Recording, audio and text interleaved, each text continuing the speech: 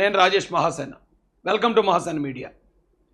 మహాభారతంలో ఆ కురుక్షేత్రం జరగడానికి కానీ అన్ని గొడవలు అవడానికి కురువంశం మొత్తం దుర్యోధనుడి నుంచి 100 మంది అలాగే వాళ్ళ వంశం మొత్తం నాశనం అయిపోవడానికి కారణమైన ఒకే ఒక వ్యక్తి శకుని. ఎవరి శకుని అంటే మళ్ళీ ఇతను కౌరవులతోనే ఉంటాడు, కౌరవులు మేనమావన్ అంటాడు, మనకి కౌరవులకు నేను సపోర్ట్ చేస్తున్నాను అంటాడు, అన్నీ చేస్తూనే వాళ్ళ నాశనాన్ని ఒడిగట్టాడు అనేది మహాభారతం అండి. ఎందుకంటే అంతకుముందు ఆయనకి ఏదో నష్టం జరిగింది, వీళ్ళని బయట ఉండి కౌరవులు నేను ఓడించలేను కాబట్టి కౌరవులతో ఉంటూనే వాళ్ళతో తప్పులు చేయించి వాళ్ళని నాశనం చేయాలి అనే కన్నింగ్ మెంటాలిటీ శకునిది.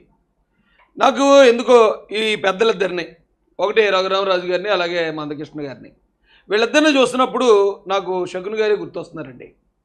కోఆపరేషన్లో నాన్ కోఆపరేషన్ అన్నట్టు వీళ్ళు తెలుగుదేశం పార్టీకి వెన్నుపోటు పొడుస్తున్నారా, జగన్మోహన్ రెడ్డి కోసం పనిచేస్తున్నారా అనిపిస్తుందండి నాకు. ఇది ఎందుకు చెప్తున్నానంటే, నేను ఎగ్జాంపుల్ నా పరిస్థితి తీసుకోండి. ఎలక్షన్ ముందు నాకు ఎమ్మెల్యేగా ఫస్ట్ లిస్ట్లో సీట్ ఇచ్చినప్పుడు చంద్రబాబు నాయుడు గారు కొద్దిమంది, నేను ఎప్పుడో 7 సంవత్సరాల క్రితం నేను ఆయా సందర్భాలకి నేను మాట్లాడిన మాటలని కట్ చేసి ఎడిట్ చేసి హిందువులకి రాజేష్ వ్యతిరేకి, కాపులకి రాజేష్ వ్యతిరేకి, ఇంకోటి ఏదో చేశాడు, పార్వతీదేవిని రాజేష్ ఇలా వ్యతిరేకించాడు కాబట్టి ఇతనికి సీట్ ఇస్తే తెలుగుదేశం పార్టీని మేము ఓడిస్తాం అది ఇదని 10 మందో 20 మందో ధర్నాలు చేశారు. చేసేటప్పుడు నేను ఏం ఆలోచించానంటే అండి, ఓకే నేను తెలుగుదేశం పార్టీలో లేనప్పుడు 7 సంవత్సరాల క్రితం అప్పుడు పరిస్థితులకు నేను మాట్లాడిన మాటలు ఇప్పుడు నా పార్టీకి అవి ఇబ్బందికరంగా పరిణమిస్తాయేమో, నా వల్ల పార్టీ ఇబ్బంది పడుతుందేమో, కొన్ని వర్గాలు నారా చంద్రబాబు నాయుడు గారికి దూరం అవుతారేమో, నా వల్ల పార్టీకి నష్టం జరగకూడదు, నాకు నష్టం జరిగినా పర్లే, నాకు సీట్ లేకపోయినా పర్లే అని నేను ఏం చేశానంటే ఇచ్చిన సీట్నే నేను వదులుకోవడం జరిగింది. మర్యాదగా వదులుకున్నాను.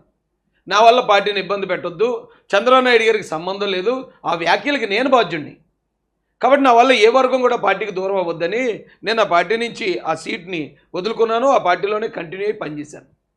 అయితే మన వ్యాఖ్యలు ఎప్పుడు కూడా మనం ఉన్న పార్టీకి అనుకూలంగా ఉండాలి తప్ప పార్టీని ఇబ్బందులకు గురి చేసేలా, పార్టీ ఓటింగ్ దెబ్బ కొట్టేలా, ప్రతిపక్షానికి అంటే జగన్మోహన్ రెడ్డికి ఉపయోగపడేలా ఉండకూడదు. సేమ్ ఇక్కడ చూస్తూ ఉంటే అలాగే ఉందని పరిస్థితి. అయితే చాలామంది ఇప్పుడు వైసీపీలోని కొద్దిమంది ఎస్సీ అన్నలు తమ్ముళ్ళు నా మీద విమర్శలు చేస్తున్నారు.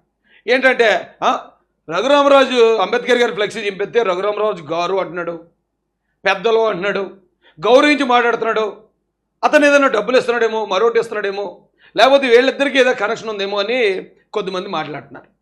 అలాంటి వాళ్ళందరికీ నేను సూట్గా ఒకటే చెప్తున్నాను. వీళ్ళిద్దరూ ఇప్పుడు ఎలా ఉన్నారంటే రఘురామరాజు గారు కానీ మందకృష్ణ గారు కానీ ఒకరేమో కులం ముసుకేసుకుని ఉన్నారు. అంటే మందకృష్ణ గారు కులం ముసుకు, ఆయన ఏమనంటే మాదిగలను అంటున్నాడని చెప్పి క్రియేట్ చేస్తున్నాడు.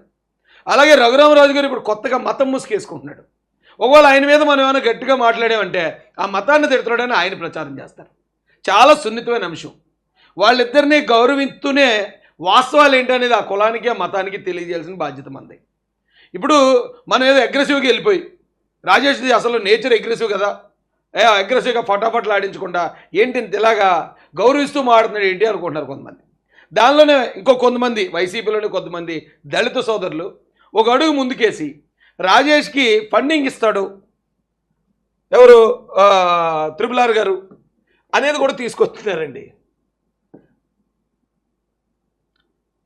సార్ చాలా ఆశ్చర్యంగా అనిపిస్తుంది. ఏపీ కాంగ్రెస్ వాళ్ళు పోస్ట్ పెట్టారు, రఘురామరాజు మీద రాజేష్ మహాసేన్ స్పందించిన తీరు మాత్రం హర్షణీయం, ఐ సపోర్ట్ రాజేష్ సరిపిల్ల అని ఏపీ కాంగ్రెస్ వాళ్ళు వాళ్ళ పేజీలు పెట్టారు.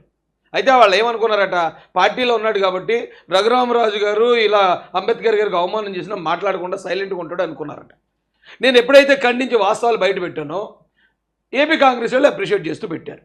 అక్కడ ఇంజేటి శామ్యూల్ రాజు, ఈయన నాకు తెలిసిన నా గతంలో నా స్నేహితుడే, నా సోదరుడే, నేను కాదంటలే, రాజోల్ ప్రాంతానికి చెందిన కువైట్ ఎన్ఆర్ఐ ఇతను ఏమని పెట్టాడు ఏంటండి, నేను కూడా రాజేష్ని తప్పుపట్టడం లేదు, ఆ విగ్గురాజు గారు అలా చేయడం రాజేష్ కూడా షాక్ అయ్యే ఉంటాడు, అది కవర్ చేయాలంటే కష్టమే కదా. ఇది కాదండి, ఈ కామెంట్ కాకుండా ఇంకో కామెంట్ ఉంది.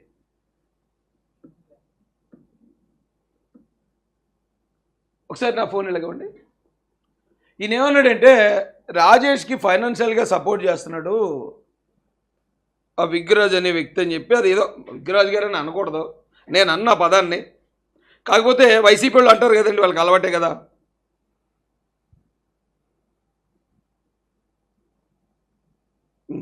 ఇది ఎక్కడ ఉంది, ఇది నీకు పంపించిన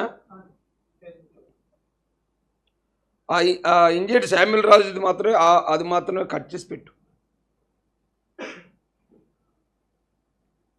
అయితే నేను ఒకటే చెప్తున్నానండి మీ అందరికీ, ఒకవేళ నా పరిస్థితులు వేరే ఎవరైనా ఉంటే, రఘురామరాజు గారితో అంత స్నేహంగా ఆయనతో అంత రెపో మెయింటైన్ చేస్తూ ఉంటే, ఒకవేళ ఆయన్ని డబ్బులు అడగటం, ఆయన డబ్బులు తీసుకోవటం, ఖర్చులకు తీసుకోవటం, మీటింగులు పెట్టుకోవడం అలాంటివి చేస్తారేమో. బట్ రాజేష్ మహాసేన్ అనేవాడు కంప్లీట్ డిఫరెంట్. ఈ మహాసేనలో ఉన్న కుర్రలందరూ కంప్లీట్ డిఫరెంట్. ఇప్పటి వరకు మేము చేసిన ప్రతి మీటింగు, ప్రతి కార్యక్రమం, మేము పర్చేజ్ చేసిన ప్రతి వస్తువు, అయితే మహాసేన మీడియా సబ్స్క్రైబర్ సహాయం తీసుకున్నాం, లేదా అసలు ఫస్ట్ నుంచి మహాసేనలో ఉన్న ఈ యూతే తలా 10 రూపాయలు, తలా 100 రూపాయలు వేసుకుని చేసిందే తప్ప, ఈ రఘురామరాజు గారు లాంటి పారిశ్రామికవేత్తల దగ్గర మేము వెళ్ళడం, డబ్బులు అడగటం ఇలాంటిది ఎప్పుడూ లేదండి. ప్రమాణాలు గట్టి చేయకూడదు కాబట్టి నేను చేయట్లేదు, నిజం చెప్తున్నాను. అలా ఎవడన్నా అనుకుంటే, ఎవడన్నా ఎక్కడన్నా అంటే, నేను వాళ్ళకు సవాల్ ఇస్తున్నాను. రఘురామరాజు గారి దగ్గర ఎప్పుడన్నా ఏ కార్యక్రమం మీదైనా ₹1 డబ్బులు తీసుకోవడం కానీ, ఒక రికమెండేషన్ కానీ, జాగ్రత్తగా గమనించండి. చాలామంది అనేవారు రఘురామరాజు గారి రికమెండేషన్ మీదే రాజేష్కి ఎమ్మెల్యే సీట్ వచ్చిందని. రఘురామరాజు గారి రికమెండేషన్ మీద రాజేష్కి ఎమ్మెల్యే సీట్ వచ్చేంత రికమెండేషన్ ఆయనకుంటే, ఆయనకి ఎందుకు ఎమ్మెల్యే సీట్ రాదు చివరి ఆఖరి దాకా? సింపుల్ లాజిక్ ఇది. రెండోది, ఆయన్ని నేను కలిసినప్పుడు నేను 2 సార్లు కలిశాను. ఒకసారేమో హైదరాబాద్లో వారి ఇంట్లో కలిశాను. తర్వాత ఆయన ఇక్కడికి ఆయన సొంతూరు వచ్చినప్పుడు ఓ 200-300 మంది వెళ్ళాం ఆ రోజున మద్దతుగా ఆయనకి.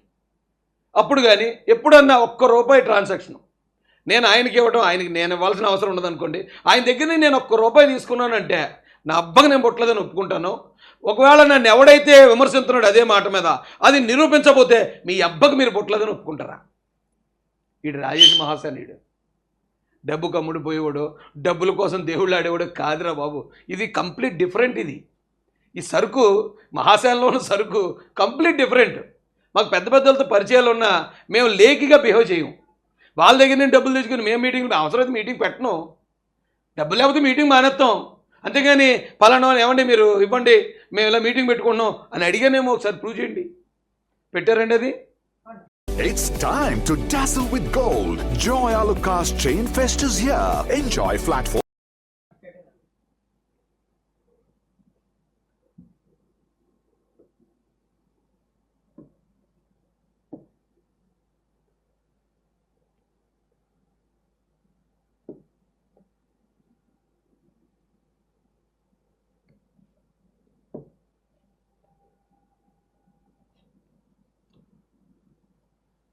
మరి తప్పదు కదా. ఒక పక్క అతని నాయకుడు, పైగా ఫైనాన్స్ చేస్తాడని అంటారు అందరూ, వ్యతిరేకిస్తే ఇబ్బంది. మరో పక్క అంబేద్కర్ గారు, అందుకే రెండూ కలిపి బాధ వ్యక్తం చేసి ఉంటాడు అన్నాడు. కాదండి, నేను ఒక క్రమశిక్షణ కలిగిన పార్టీలో ఉన్నాను.